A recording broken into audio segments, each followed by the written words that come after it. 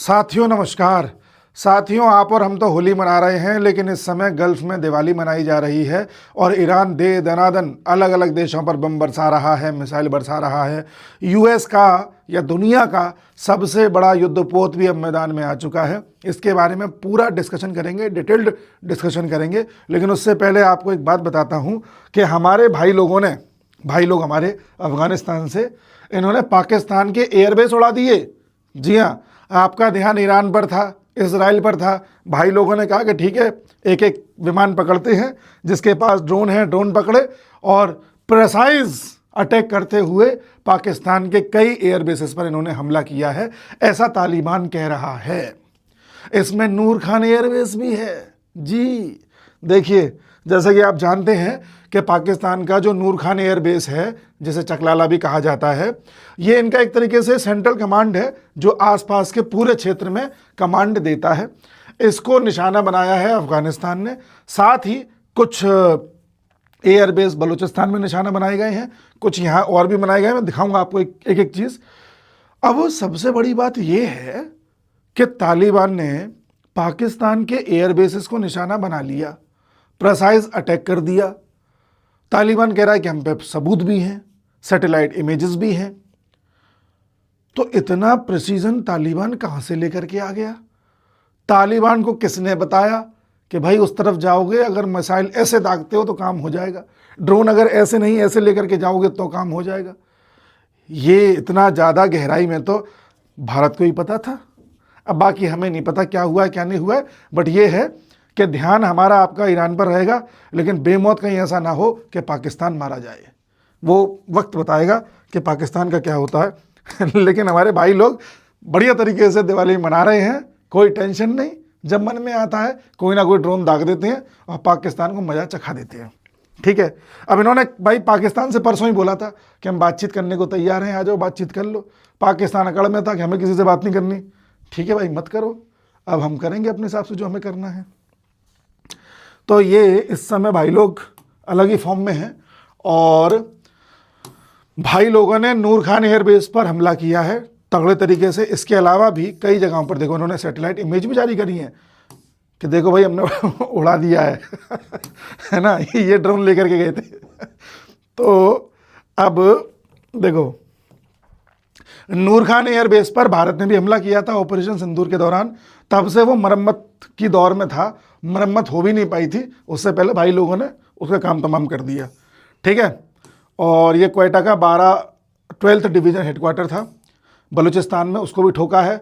ये खवाज़ई कैंप है इन Mohammad agency of Khyber Pakhtunkhwa, इसको ठोक दिया है, तथा कई मिलिट्री फैसिलिटीज़ और कमांड सेंटर्स को भी ठोका है, ऐसा भाई लोग कह रहे हैं। भाई लोगों ने एक्स पर डाला है, ऐसा नहीं है कि आकर के माइक में कुछ भी बोल दिया। भाई लोग थोड़ा एडवांस हो रहे हैं, एक्स पर पोस्ट किया है जैसे दुनिया के बड़े बड़े नेता करते हैं।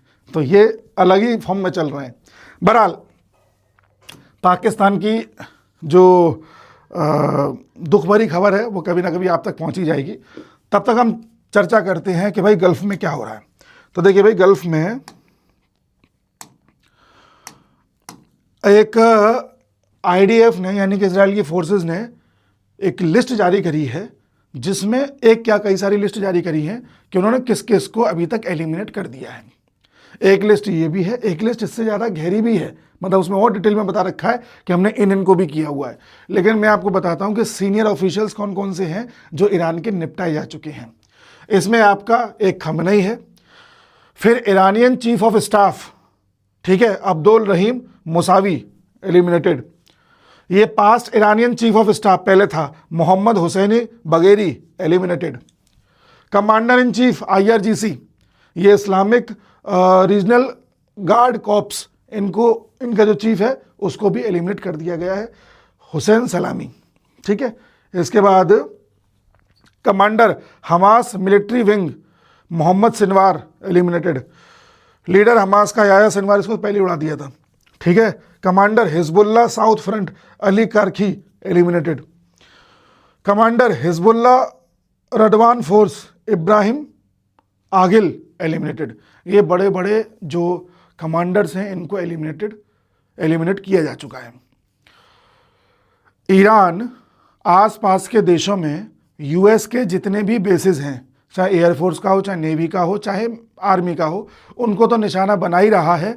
साथ में अब वो ईरान ऐसे फैसिलिटीज़ को भी निशाना बनाने लगा है जहां पर कोई रिफाइनरी हो, या जहां पर किसी तरह से ऑयल प्रोडक्शन होता हो, या कोई एक ऐसी जगह हो जैसे यूएस की एम्बेसी हो गई। इन सब चीज़ों को भी निशाना बनाने लगा है। ईरान की मंशा साफ साफ समझ में आ रही है कि यूएस को अगर परेशान करना है, दुनिया को परेशान करना है, तो इकोनॉमी पर चोट पहुंचाऊं। और इस पूरे क्षेत्र में जो इकोनॉमी की बैकबोन है वो है तेल। तो तेल का रास्ता भी रोको, जिसका प्रयास पूरा पूरा किया जा रहा है। ईरान ने ये जो आप स्ट्रेट ऑफ हॉर्मुज देख रहे हैं, इसको इस समय रोक दिया है, ऐसी खबरें आ रही हैं। इसके अलावा ईरान ने सऊदी की आरामको पर भी हमला किया है। रिफाइनरी है, अच्छी खासी बड़ी रिफाइनरी है। कुवैत में जो यूएस की एम्बेसी है उस पर अटैक किया है। दुबई में अटैक कर ही दिया था, आपको पता है। ओमान पर अटैक किया है, ठीक है। बहरीन की बिल्डिंग पर अटैक किया था, वो मैं आपको पहले बता ही चुका हूँ, है ना। कतर पर भी अटैक कर दिया है, क्योंकि कतर में यूएस का सबसे बड़ा एयरफोर्स का बेस है, यूएस के बाहर। और कतर के ऊपर एक इल्ज़ाम ईरान का ये भी है कि ये यूएस का बहुत बड़ा एलाई है। तो ईरान संकेत ये देना चाह रहा है कि तुम सभी देश यूएस का साथ देते आए हो तो तुम्हें भी सजा भुगतनी पड़ेगी, पहला।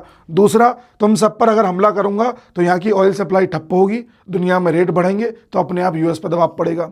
तीसरा, अगर इस जगह से ये जितने भी क्षेत्र हैं, इन जगहों पर इसने डोमिनेंस हासिल कर लिया ईरान ने, है ना, मरता क्या ना करता। अगर मरते मरते ईरान मान लो डोमिनेंस हासिल करते हुए, कई बार क्या होता है, आपके पास दुनिया की सबसे बड़ी आर्मी है, नेवी है, एयरफोर्स है, सब कुछ है, तब भी गारंटी नहीं है कि आप जीत जाओ। अमेरिका वर्ल्ड वॉर 2 के बाद एक भी युद्ध नहीं जीता है। वियतनाम में गया था, 20 साल तक फंसा रहा, नहीं जीत पाया। अफगानिस्तान में फंसा रहा, नहीं कुछ कर पाया। यूएसएसआर सोवियत संघ अफगानिस्तान में आया था, कुछ नहीं कर पाया, ठीक है। ऐसे ही यूएस गया था साउथ कोरिया में सपोर्ट करने के लिए, कुछ खास नहीं कर पाया। तो यूएस अभी तक जीत नहीं पाया है कोई भी युद्ध, है ना। तो जरूरी नहीं है कि यूएस इतनी बड़ी माइट है तो वो जीत ही जाएगा। एक एग्जांपल और देता हूं, इजराइल एक बहुत छोटा सा देश है, ये रहा। इजराइल पर 1950 से हमले हो रहे हैं, 1948 से कहना चाहिए तो 48 से कोई एक देश हमला नहीं करता इजराइल पे, आस पड़ोस के सब टूट पड़ते हैं एक साथ। और न जाने कितने ऐसे वॉर इजराइल ने झेले हैं, पर इजराइल ने कभी 6 दिन में युद्ध निपटा दिया, कभी सबको एक ही बार में पटकनी दे दी। इजराइल को आज तक कोई हरा नहीं पाया। छोटा देश था और वो 6-7 देशों पर एक साथ भारी पड़ता रहा है। तो शायद ईरान के दिमाग में ये हो कि इजराइल तो बहुत छोटा था, आज के 70 साल पुरानी बात है, आज के दौर में ईरान इतना मजबूत हो चुका है, ईरान को ऐसा लगता है कि अगर हमने इन सब पर डोमिनेंस कर दिया एक साथ, तो हम यहाँ के एक बड़े लीडर बन सकते हैं। और याद रखिए, ईरान की एक बड़ी चाह ये भी है, ये तो है ही कि यूएस से निपटना है, ये भी है कि मुस्लिम वर्ल्ड का लीडर बनना है। ये ईरान को भी बनना है, सऊदी को भी बनना है, टर्की को भी बनना है। इसीलिए कहीं ना कहीं इस लड़ाई में आप सऊदी, यूएई वगैरह, कतर वगैरह को यूएस के साथ देखोगे, क्योंकि ये तो चाहेंगे कि ईरान में खेल हो जाए, एक कॉम्पिटिटर खत्म हुआ, ठीक है ना। तो ईरान इस समय सोच रहा है कि मरता क्या ना करता वाली स्थिति अपनाते हुए टूट पड़ते हैं, जो होगा देखा जाएगा। और इकोनॉमिक फैसिलिटीज पर हमला कर रहा है, जिससे पूरी दुनिया को दर्द हो। तेल के दाम बढ़े, पूरी दुनिया एकदम एक सुर में बोले कि भाई युद्ध रोक दो, युद्ध रोक दो। आगे आइए, एक खबर और देता हूं। 3 यूएस के विमान गलती से गिर गए हैं कुवैत की फोर्सेस के द्वारा, जब ये फ्रेंडली फाइट कर रहे थे कुवैत में। बताया जाता है कि F-15 जो विमान है यूएस के गिर चुके हैं। तो अगर ऐसी खबर आपने सुनी होगी 3 यूएस के विमान ईरान ने गिरा दिए हैं, तो वो गलत खबर है।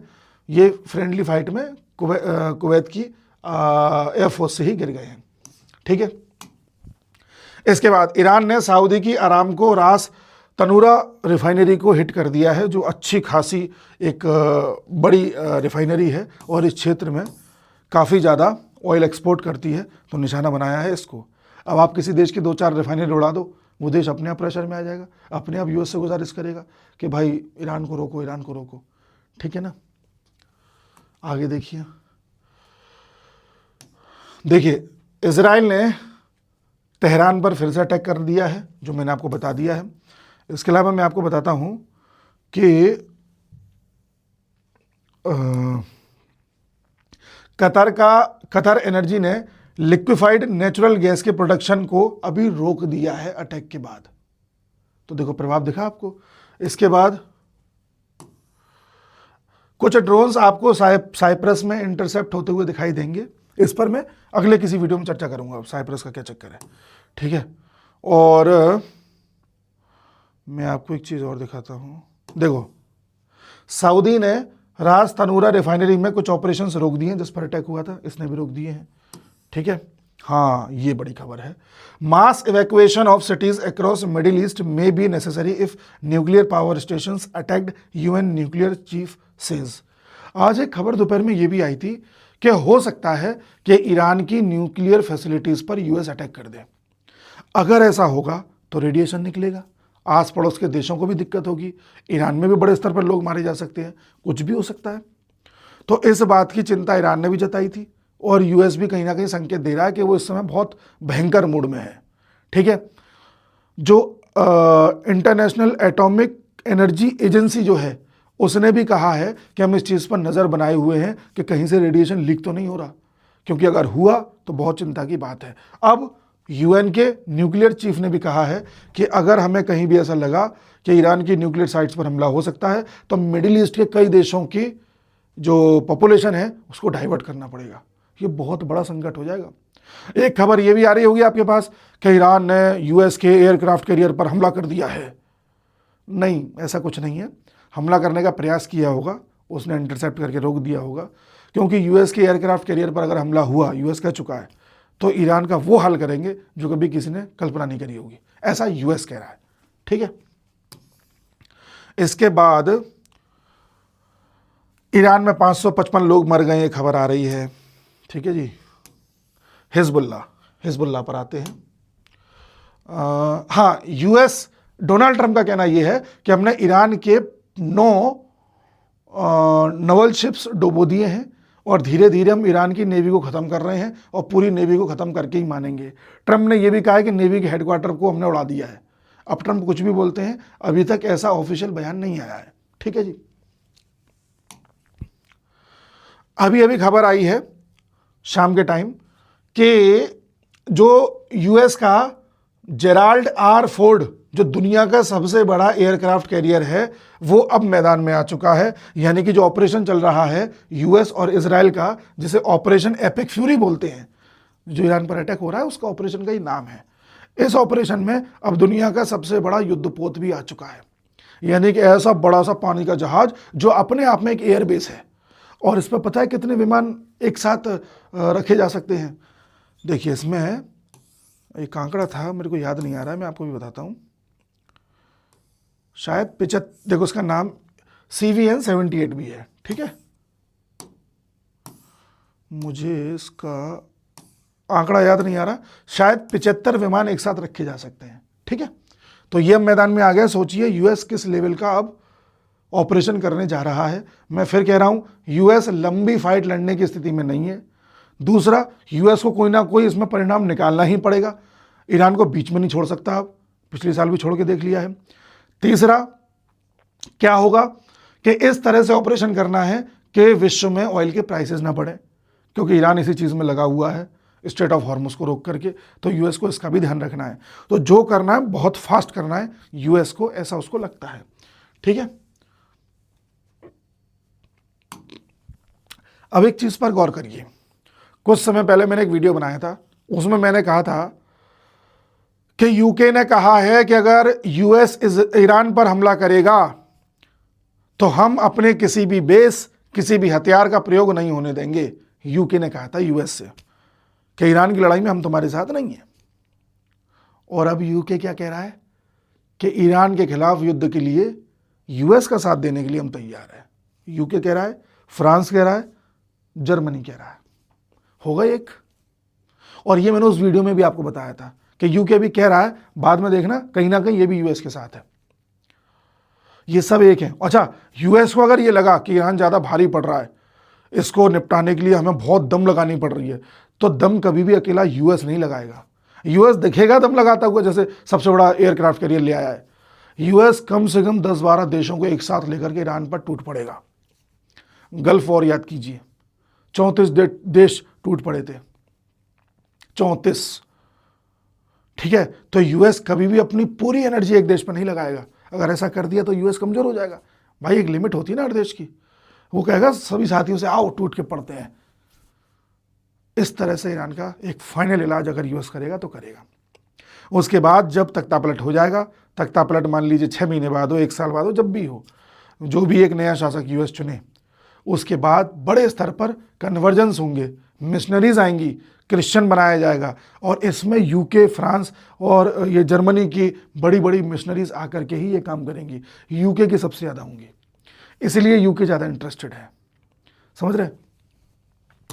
तो ये इस तरह के यूरोप वाले दोगले होते हैं, इनकी बातों में नहीं आना चाहिए। एक और खबर आई है कि इजराइल ने लेबनान पर अटैक कर दिया, क्योंकि इस इजराइल वर्सेस ईरान में हिजबुल्लाह ने अटैक कर दिया था इजराइल पर।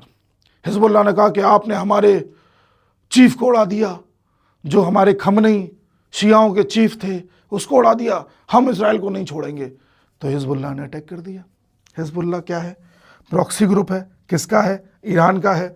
कहाँ पाया जाता है? लेबनान में पाया जाता है।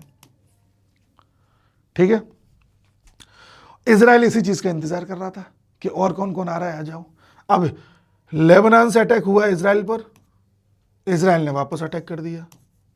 फलस्वरूप अब लेबनान को साफ करना स्टार्ट करेगा इजराइल तेजी से। यूएस सब साथ हैं, तेजी से साफ करो। और अब लेबनान के क्षेत्र को भी कब्जाना चालू करेगा। इजराइल एक्सपेंड करेगा। जब ये पूरी कहानी शांत हो लेगी ना, उसका नतीजा होगा इजराइल पहले से बड़ा हो चुका होगा, ईरान में एकदम से तख्तापलट हो गया होगा, या ईरान के 2 टुकड़े हो गए होंगे। क्योंकि ईरान से ऐसी बातें आ रही हैं कि जो लोग खामने की मौत से दुखी हैं उनको एक देश में डाल दो, जो खुश हैं उनको एक देश में डाल दो, फिर दोनों को लड़वाते रहो, जैसे भारत पाकिस्तान का बंटवारा किया गया था। ये भी हो सकता है, देखते हैं क्या होगा। ठीक है, आइए, बाकी तो मैंने आपको बता दिया पाकिस्तान का क्या हुआ। तो इस तरह से अभी दुनिया में चीज़ें चल रही हैं। तो आपसे लोग पूछे हैं कि ऐसा क्यों है कि ईरान बाकी देशों पर हमला कर रहा है, तो उसका बड़ा कारण है कि ईरान दुनिया की ऑयल फैसिलिटी को प्रभावित करना चाहता है, या कहें कि इकोनॉमिक फैसिलिटीज़ पर हमला कर रहा है, जिससे चोट दुनिया को लगे और दुनिया फिर मजबूरी में बीच में आए और कहे कि युद्ध रोक दो, युद्ध रोक दो, युद्ध रोक दो। लगे हाथ यूएस की जितनी फैसिलिटीज उड़ा सकते हो उड़ाओ। तो ये एक बड़ी चीज़ है जो भी चल रही है। ठीक है, एक खबर ये भी आई दोपहर में कि इजराइल के पीएम को मारा जा चुका है, जो फेक खबर थी। एक खबर ये भी आई कि ईरान में जो नए जो चुने गए हैं, चीफ चुने गए हैं, उनको मार दिया गया है। तो इस बात की भी पुष्टि हुई नहीं है। ठीक है, जो भी अपडेट आती है मैं आपको बताऊंगा। बाकी आप लोग भी अपडेटेड रहिए। हमारी जो पुस्तक है जीके वाली, जिसमें पिछले साल के सारे करंट अफेयर हैं, वो अगर किसी ने परचेज़ नहीं करी है तो परचेज़ कर लीजिए। और महंगी होती जा रही है, मैं उसका लिंक दे दूंगा डिस्क्रिप्शन में और कमेंट बॉक्स में। मिलते हैं अगले वीडियो में, तब तक के लिए नमस्कार।